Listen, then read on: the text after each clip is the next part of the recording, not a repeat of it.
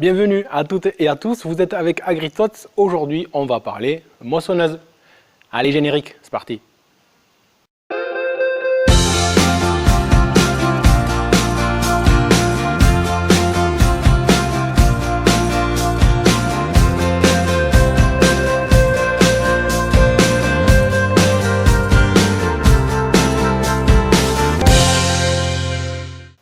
Alors, comme je vous disais en introduction, on va parler moissonneuse et plus précisément de la TX65. Quelle est son histoire? Eh bien, elle est de 1997. Elle a travaillé chez un entrepreneur où elle a réalisé 3500 heures environ. Puis elle a fait 1000 heures chez un particulier et aujourd'hui, elle est ici. À savoir qu'elle était destinée à partir dans les pays de l'Est.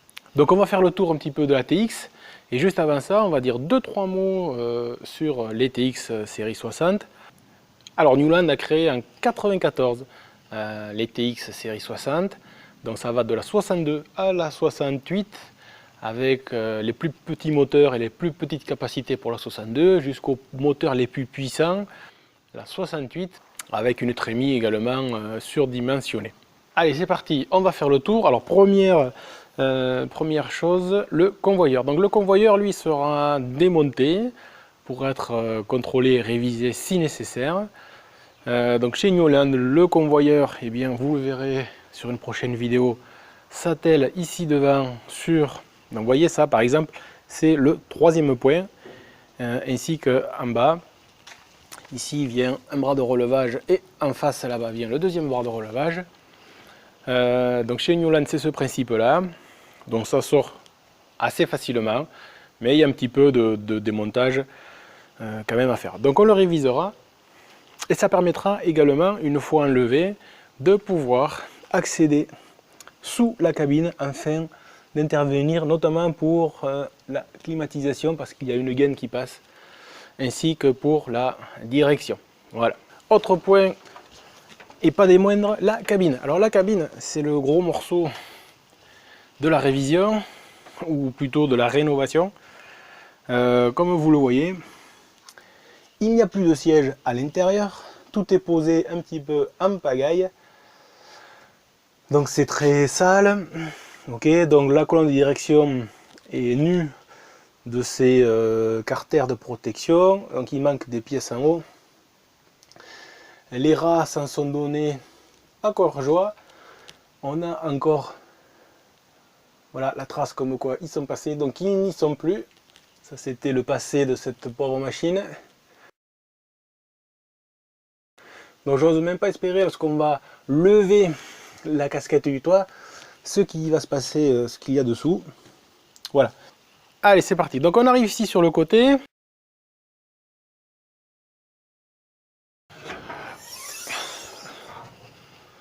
Qu'on va ouvrir. Alors, qu'est-ce qu'on peut voir ici? On va aller voir tout de suite. Hop.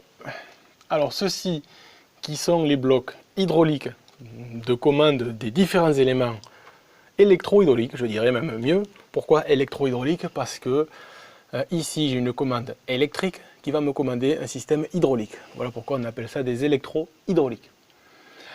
Qu'est-ce qu'on peut voir ici dessous? On peut voir ici, que vous voyez, la courroie moteur, ce qu'on appelle, c'est la plus grosse courroie en termes de largeur et de longueur de la moissonneuse. C'est bien entendu aussi la principale, je dirais, puisque forcément, si celle-là casse, il n'y en a plus aucune qui va tourner. Donc, elle va venir sur la grosse poulie ici, voilà, mettre en mouvement la poulie, où est directement pris une autre poulie. Alors en fait, qu'est-ce que c'est? Ici, vous avez l'embrayage du battage, c'est-à-dire que la poulie que vous voyez ici va venir, grâce à son vérin, lorsque le vérin va être actionné, la poulie va venir faire tendre la courroie et mettre en rotation tous les systèmes de battage, c'est-à-dire que tous les systèmes de la moissonneuse vont tourner, hormis la coupe céréale et le convoyeur. D'ailleurs, pour faire tourner le convoyeur et la coupe céréale, ce sera cette poulie ici qui va venir mettre en tension la courroie et automatiquement ça va se mettre à fonctionner. Alors tout ceci est hydraulique sur ce modèle-là. Sur les 62 par exemple, on a des modèles manuels, c'est-à-dire que je suis en cabine pour mettre en route ce système et pour faire bouger. Alors les poulies sont toujours là, sauf que ce n'est pas des vérins hydrauliques qui vont mettre en mouvement. C'est une poignée avec un câble, comme un câble de vélo, où je vais tirer dessus pour pouvoir mettre en tension les courroies et mettre en route tout le système. Alors ici, qu'est-ce qu'on voit? On voit également une courroie qu'il faudra, je pense, regarder de près, un petit peu usée. Alors cette courroie va ici.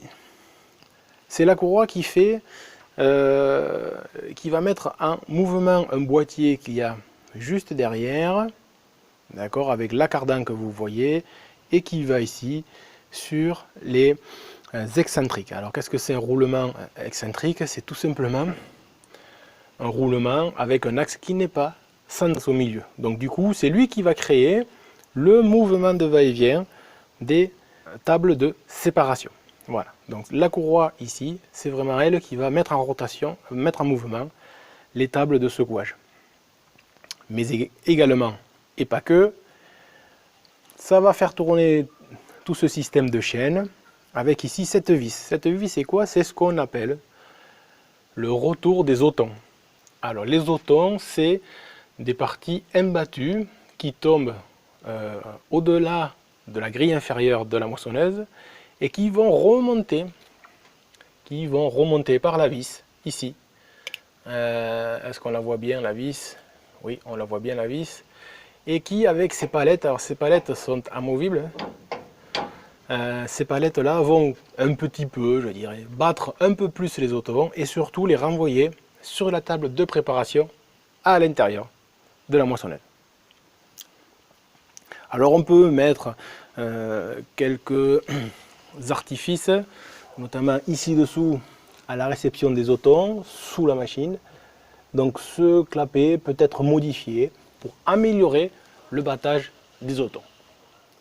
Enfin, ici on trouve les batteries de la moissonneuse avec son coupe-circuit. Le coupe-circuit qui sert bien entendu à isoler électriquement l'ensemble de la moissonneuse pour éviter soit des pertes électriques, il y a toujours des pertes électriques, donc quand ça fait un petit moment que ça n'est pas servi, il vaut mieux mettre un coupe-circuit.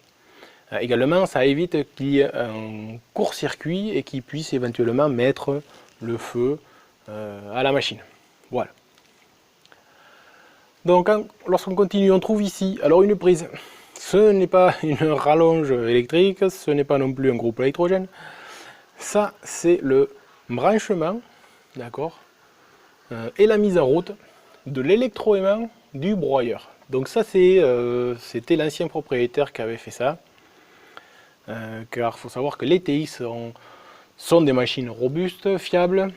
Beaucoup vous diront, et vous en parleront en disant que du bien de ce genre de machine, mais également beaucoup vous diront que si elles ont un défaut, c'est bien cet électroaimant qui grille un peu facilement, et notamment à cause de son alimentation électrique. Donc en faisant vraiment une isolation totale de son alimentation électrique, ça permet de le sauvegarder. Voilà. Donc ça sera quand même modifié parce que c'est pas forcément déjà bien placé. Mettre en route le broyeur ici en mettant les mains dessous alors que vous l'avez juste derrière, bon, c'est pas forcément très fan. Donc tout ça, on tirera des fils et on mettra un joli bouton qui va bien à l'intérieur de la cabine. Donc lorsqu'on l'actionne, on verra plus tard le fonctionnement, mais lorsqu'on l'actionne, l'électroaimant en fait c'est quoi? C'est deux disques qui viennent se coller et mettre en rotation. Donc la deuxième flasque qui va faire tourner le broyeur. Alors le broyeur justement, on y va. Un arbre a dû passer pas très loin de l'arrière de la machine, donc il y a un peu de carrosserie à refaire parce qu'on ne peut pas l'utiliser dans cet état là. Alors autre partie et pas des moindres, le pont arrière.